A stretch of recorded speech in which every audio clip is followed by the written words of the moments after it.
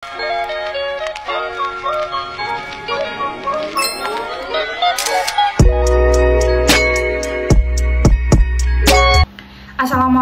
warahmatullahi wabarakatuh. Saya Anissa Aulia Salsabila dengan NIM 202012221105. Saya di sini akan menjawab ujian akhir semester mata kuliah teori pengambilan keputusan. Soal yang pertama, akurasi dan kecepatan adalah dua hal yang sangat penting dalam konteks pengambilan keputusan saat ini dan di masa yang akan datang. Analisa dan jelaskan maksud pernyataan tersebut dengan melihat kondisi dunia bisnis saat ini dan berikan contohnya. Akurasi dan kecepatan saling berkaitan dalam proses pengambilan keputusan.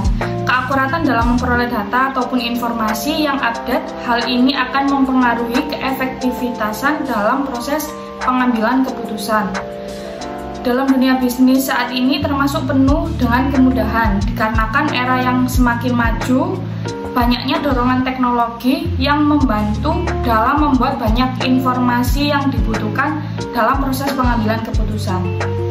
Ketika akurasi dan kecepatan tidak optimal, maka keputusan yang diambil dengan cepat akan berdampak negatif.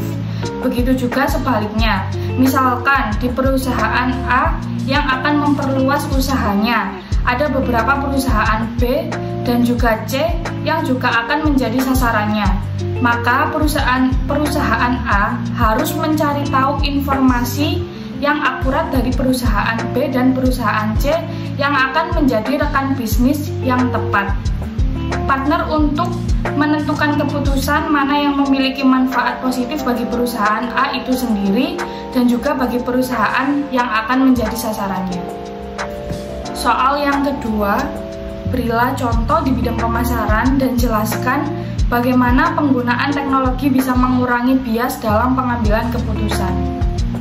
Bias adalah penyimpangan di bidang keuangan, di mana manipulasi data sering terjadi karena hanya tertulis di atas kertas.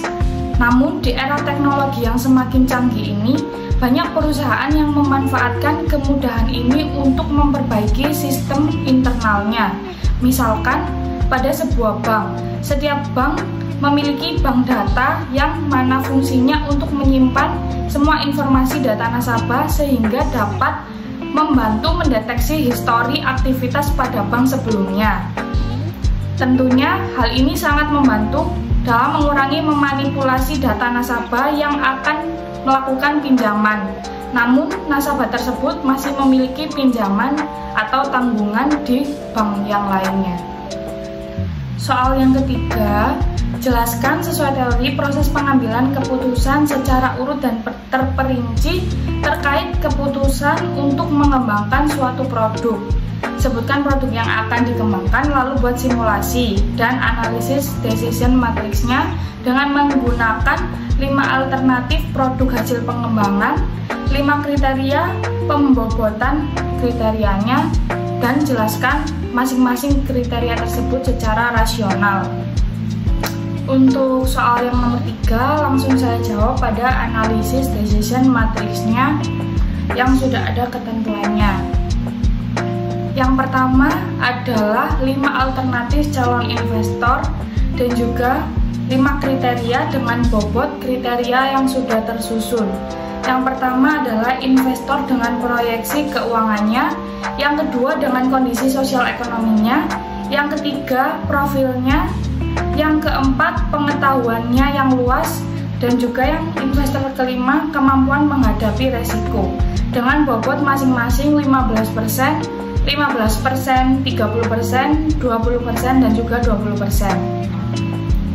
Dari hasil yang sudah saya hitung, bahwa investor pertama berjumlah 68,25, investor yang kedua 69,75, investor ketiga 71,25, investor keempat 66,25, dan investor yang kelima adalah peringkat 70. Sehingga keputusan yang saya buat adalah ketika saya akan mengembangkan bisnis saya, maka saya akan memilih kepada investor yang ketiga karena dengan nilai 71,25 dari kriteria yang sudah saya sebutkan tersebut. Sekian jawaban ulangan akhir semester dari saya. Kurang lebihnya mohon maaf. Wabillahi taufik wal hidayah. Wassalamualaikum warahmatullahi wabarakatuh.